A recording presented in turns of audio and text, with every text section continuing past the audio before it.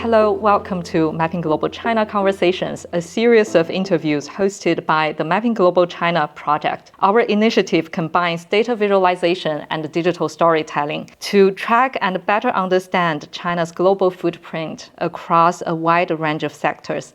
Today, I'm pleased to welcome Dr. Lifan, Associate Research Fellow and Assistant Director at the Institute of International Relations, Shanghai Academy of Social Sciences.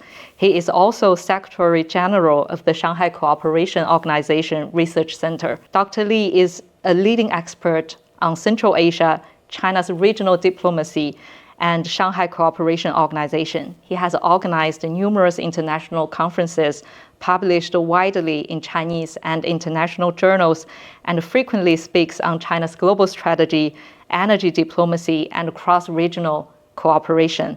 We are delighted to have you here today to share your insights on China's evolving role in Central Asia, the future of Belt and Road Initiative, and the broader implications of global governance. So to begin with, could you briefly share your academic journey and what inspired you to focus on Shanghai Cooperation Organization and Central Asia? Sure. Thank you. Firstly, thank you for inviting me as a guest speaker in your program. It's a really good time because this is my first time to visit the New York University in Shanghai. Really? Okay. A few years ago, I think I was in the NYC at the NYU at the time. So I spent a lot of time in the university in the United States because they're also very strong working on the former Soviet Union studies. Yeah. So starting from my career of the research, that I graduated from the Nanjing Normal University at the time. So at that time, just after the 89, I know. at the time, so people are really want to going abroad. But unfortunately, I didn't get my visa at the time for being abroad, especially coming to the United States. So alternatively, I think there is another way because my parents always encouraged me to go to the Soviet country. Okay. But at that time, the Soviet Union country just collapsed. That's they departed the 15 different independent states at the time. So I involved to come to the Belarus. The Over University has the program with the Yangzhou University. They send up over a lot of young people to do works. So I was into the Department of the International Relations because I think at that time, the China want to engage other, not only peripheral states, but also other long-reached the states. For example, like in Belarus. Belarus is very young, and the people are living there as quite kindly, and they generously ask me to do a lot of fever things, what I really want to go. And I spent many years there. After returning, I came back to, I came to Shanghai. The embassy of the Belarus recommended me into the Shanghai Academy of Social Sciences. Therefore, I came into the Institute of the Soviet Union Studies because Shanghai Academy of Social Sciences was the leading institution for international studies, but also they still have a strong team working on Soviet Unions because my studying language is Russian, of course. I can do a lot of, firstly, I do a lot of translations, and writing the papers. In 2003, I joined the program. It is a PhD program in Kazakhstan. So I came to the Kazakhstan and Kana University. My supervisor was the leading sinologist. Sinologist, she spent a lot of years in Shanghai, and she also was the supervisor of the current president, Mr. Tokayev. Oh gosh. Yeah, it's really good. So we spent many years, and I studied my programs. Then back to Shanghai, and I think at that time I remember I was the first Chinese people, young researcher working on Kazakhstan. I think if we look back the 10 years, over the 10 years, China spent a lot of energy relations because we much rely on the oil and the natural gas because they had abandoned the oil and the resources. So I think we do a lot of researchers. So this is why I initiated the political also on energy. We call this political. So at that time, I think I posted a lot of articles in website, at the academic magazines, journals. I think once the U.S. colleagues from the Columbia University, Columbia University is very strong international studies. They have a school of SIPA. I forget how the name is SIPA, and the professor Janet Braden is from the SIPA. He sent me the letter and asked me, so, Lifan, would you mind join me? Because I have a big program on former Soviet Union. Because in SIPA, they also have the Institute of Harriman Institute.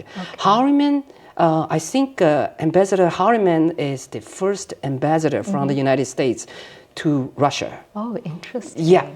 He the organized. program is named after him. Yeah, it's very interesting. So we co-organized the same colloquium on the energy studies. So where I also invited people from the CMPC, from Kazmunigas, it's from the Kazakhstan, of course, and also a lot of scholars from the RAND, from the Columbia, from the Harvard, from MIT, or the people, and also I think a few of them from the Yale, they join us. So this is why I expanded my academic so-called, sometimes I mean this is my expansion in the United States. They also asked me, I think there was I think 10 years ago, they invited me to write an article which published in Columbia University. I named this as the energy policy of China towards Central Asia. So this is a little bit my academic tours, academic surgery. Thank you so much. Yeah, it's fascinating because you've been to a lot of places. Belarus, you did your studies there.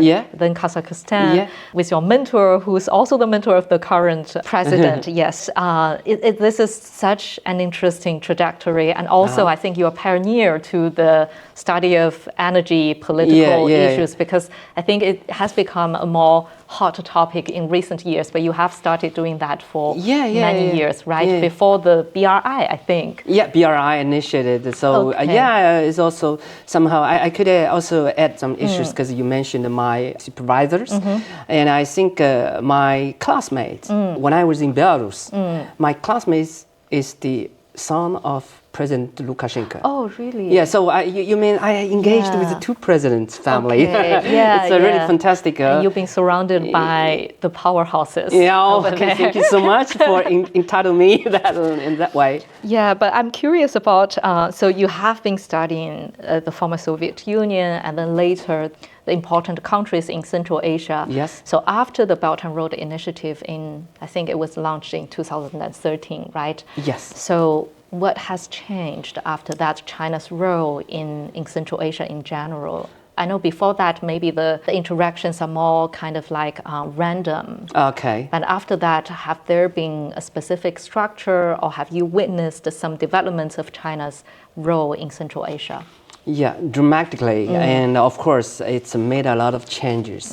I think President Xi Jinping, when he announced the Belt and Road initiatives, firstly in Kazakhstan, in Astana, in Nazarbayev University, 7th of September 2013. And that was the fascinating things when he announced the BRI. And I think China made a lot of engagement, firstly, and secondly, made a lot of investment and dealing the trade, the investment, and also people-to-people exchanges. I think in 2017 or 16, there's more than 1,000 Kazakh students studying Shanghai, in different universities like Huadong. In Shanghai. Just in Shanghai. I think otherwise you can see you're going to the another Delta regions, Yangtze regions. You can see in Nanjing, Suzhou, a lot of students from the Kazakhstan. So even in Zhejiang University, they recently put a research center for Kazakhstan and Kyrgyzstan. Oh, really? Yes. In Zhejiang University. In Zhejiang University and Zhejiang University of Water Resources. Okay, interesting. And the Zhejiang University of the Water Resources, they also invited me as the guest professor there. Great. And they launched a program entitled Luban workshop, Luban Gongfang. Okay. So I think recently there's a little bit changes on the Belt and Road Initiative. Before that, we're doing a lot of Confucius Institute for teaching the languages, but we don't think it's good way. And the only teaching the language, but sometimes in Chinese way we used to say 授人以渔, 而不是授人以渔. It means you just giving him the technical for fishing, not for give here a fish. So that was way I think the Chinese government or otherwise the Chinese entrepreneurs they learned that a lot of, and they went to the like Kazakhstan. The firstly they went to the Thailand. Or the Thailand is the most initiative of the Luban workshop. So we give them a lot of equipment, sending the teachers, sending the engineers to coming to. So why we simultaneously doing that? Because a lot of Chinese company went to those countries in over peripheral states, for example. The company want to hire more the local peoples, but a lot of local people, they don't have the working experience. Otherwise, they don't have any language skills because a lot of equipment are Chinese, tapping over there. So they need to learn something. And being the learning, and they also engaged with the local Chinese companies. The Chinese company also went to the Luban shop, are searching the future employees. If they have the very good scores after their exams, they said, we will sign agreements with you. If you don't mind, you can to my company. So this is a very good way. The people are learning the skills and having the technicals and strong energetic working with Chinese companies. I think it's very helpful because other country they are facing a lot of infections, a lot of unemployment. I think a Chinese company are doing a little bit helping just for give them assisting and helping them to find a job. So I think we also give a lot of opportunity for the training programs.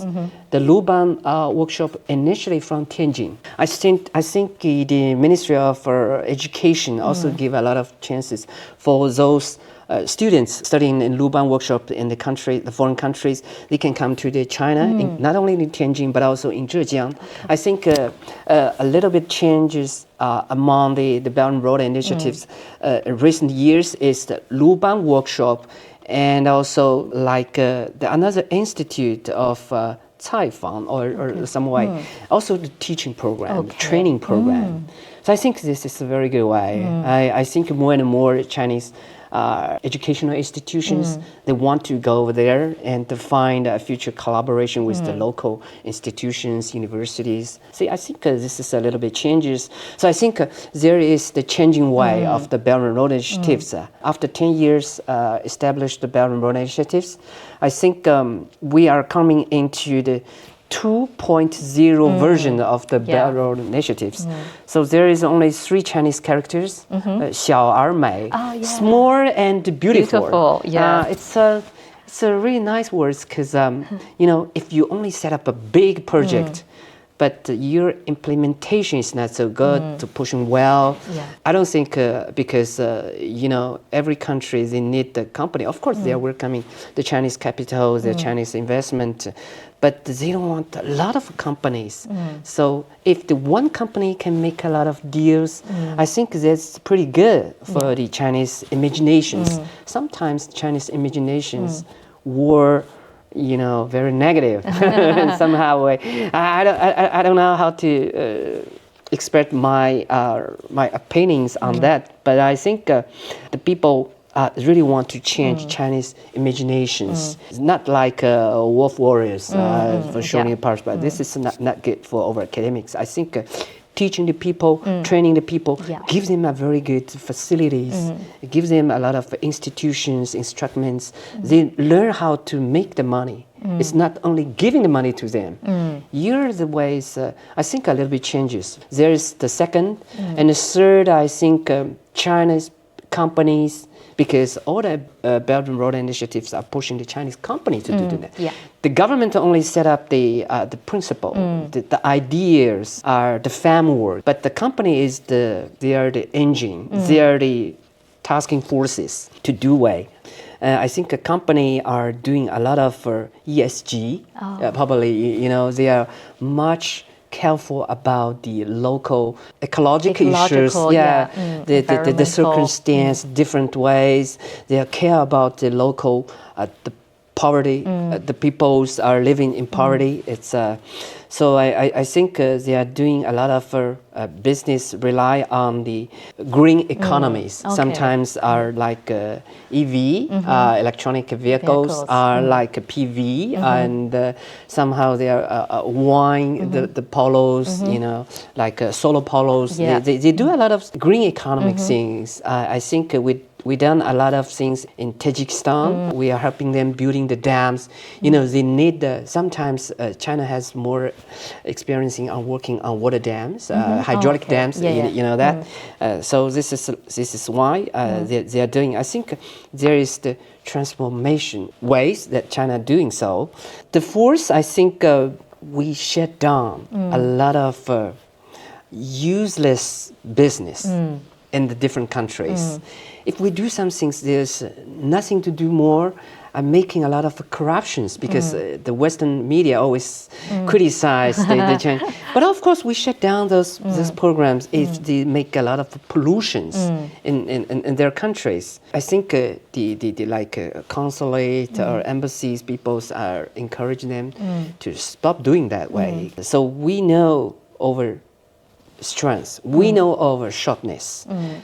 Sometimes we compare because I'm studying of international relations, as you did the same, and I think we are much careful about the soft power.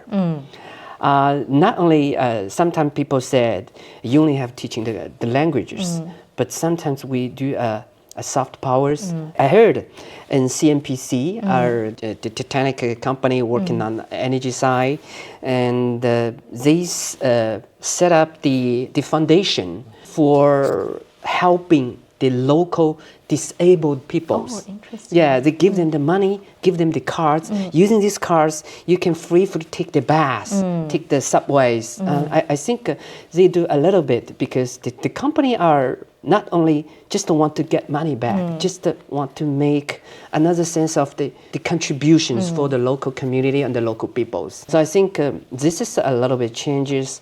Of course, we are experiencing because I always said the Belt and Road initiatives, it is a very young, it's a very young initiatives. It's not like the Marshall Plans, Marshall Plans is quite differently. And they are not like, because I'm also a little bit studying on Italy, because, Italy also have a lot of plans working in African. So this is sometimes we call it Belt and Road Initiative also want to engage the Western countries. We are not closed doors. We are not so much not inclusive because we are really want to engage. So this is why we are pursue and promoted a lot of third country corporations inside of the Belt and Road initiatives. I think China wants to do a lot of initiative programs with the France, with the Italy, working in African because they did a lot of colonialism in African. So sometimes Chinese made a lot of contribution in infrastructure ways. We built an airport, the subways. So I think China can support it, the money, the first down payment or any more, and the capital flowing quickly, and it's better than other Western countries because they are taking a long way of negotiation. It spent quite long years. Probably if you came to the California, they want to set up the high speed train from the Las Vegas or San Francisco to Los Angeles. But we hadn't seen it anymore. But you look at the Chinese high speed way. So the Chinese we did then. So in African, we want to collaborate it with the Western part. So I think it's the Belt and Road is not so much isolated. They want to engage with Western part. We welcoming, if you know, AIB also welcome another the capital from the Westerns, the UK and the US even that. So I think, of course, we are continually doing more so at the time. Thank you so much for this elaborative and comprehensive answer. Thank you. So we are doing more training and teaching programs Yes. like Lifan Institute, which is different and a kind of like an update of the Confucius Institute. We are doing small and beautiful. We are engaging more with local people. Yes. We are trying to green the BRI, right? Not only to provide them with some infrastructural construction, but we also want to do it in a proper way, in an environmental friendly way. Yes. And also we are trying to expand it not only with Central Asia, Southeast and South Asia, but also to Africa, Europe, and US, hopefully in the future. Thank you so much for this answer. I've learned I've learned so much from it. Another question which is more relevant to your areas of expertise, because you were mentioned about your research on energy, I guess that's traditional energy when we talk about Central Asia, right? But you've also mentioned China is building solar panels, right? Selling solar panels, which is clean energy, and also dams, hydro electronic kind of thing, and also wind farms, I think. So what do you kind of think about this different roles of the clean energy of the future and the role of Central Asia as the traditional provider of the oil and gas to China? So what is the role of Central Asia, and also what's China's kind of future direction is? Yes, I think China is very respected COP21 because you know we are joined the Paris agreements on that, because I think we are facing a lot of problems like climate changes. You can see how warmer, how hot it is recently. I think so. I think this is a little bit changes. I think all the countries are much rely on the green economy. So China set up the 2030 and the 60. You know, these programs. This is carbon emission. You know, I think we do so, and we want to duplicate it to the other countries. Of course, we give them influence because we persuade them to do so. Like because my study in the former Soviet Union countries, like Kazakhstan, they are much rely on the traditional oil and gas. They don't want changes even in 10 years ago. The only ones because we have more wells. You can drop. You can have the oils. The CNPC are much satisfied with getting them. But right now, the more and more the new energy companies are coming to these countries. Chinese energy companies. Yes, they come there and like Gezhouba, the big companies, they build a dam and also they're doing a lot of new energy programs and even like. There is the flagship of the 特变电工. I don't know how to translate it. It's a Xinjiang-based companies. Also on clean energy. Yeah, they are also on clean energies. And I think nowadays you can find a lot of new companies are, I mean, this is those companies are really interested for investing because Chinese market, I think they already occupy so many places. They want to find it in over neighboring countries. Even if they want to get like solar powers in Uzbekistan, like in Kazakhstan, they have a lot of the desert. So they need them, but they don't have any technicals. So I think a technical supplement to this country is really useful for them. If of course, and also we build a lot of high-tech park in those countries. So we send up R&D. Yes, special. Like something like that, because they send over. Engineers coming to this park and teaching them. I think Luban workshop also will have more of like green economics programs for give them the courses for studying. And I think because those countries are also facing the European, because the European also push them out, push them to do a lot of going forward for making the recycling economy. But this is my another words because of facing the Donald Trump. So it's another problem. He usually push, the traditional, for example, he's pursue a lot of in Texas, there's a share gas program, share oils. They give a very good subsiding for those companies. So the prices of the oil and gas is facing a lot of turbulence at the moment. So I think we have to facing the problem making by the Donald Trump at the moment. the world is changing, Yeah. but the changing world makes some opportunities somehow. In near future, I think many countries are not only based by the tariff diversified, but also the country needs to find the future because they have to look more carefully for their next generations. Yeah. Because we don't want to only build over one generations, but we have the subsidiary next generations and other next generations. So we need the blue skies. Yeah. We need the over green economies. So I think this is a transformation period for both countries.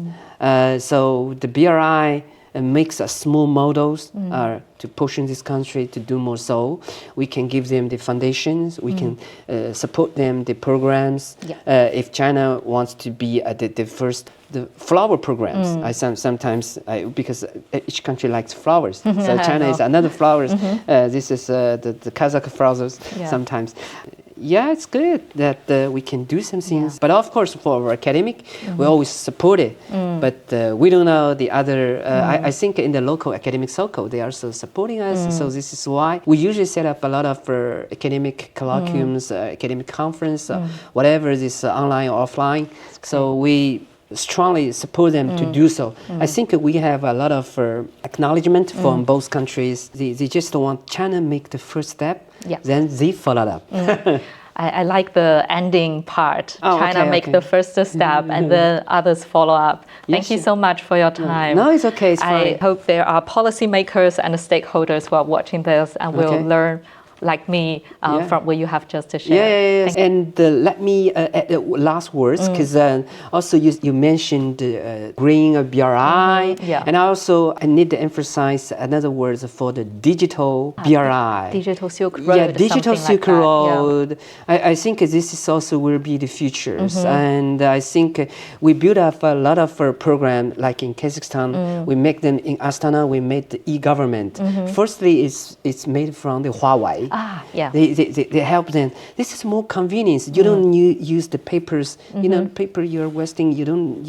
The people doesn't care about the recycle issues. So I think it's very good. I remember the time when the President Tokayev mentioned China help us make a digital. It's a very good example and a very good model. So this is my last word. It is also the future. Yeah, it's also the future. Thank you so much. No, you're Thanks welcome. Thank you for doing this with us. inviting me.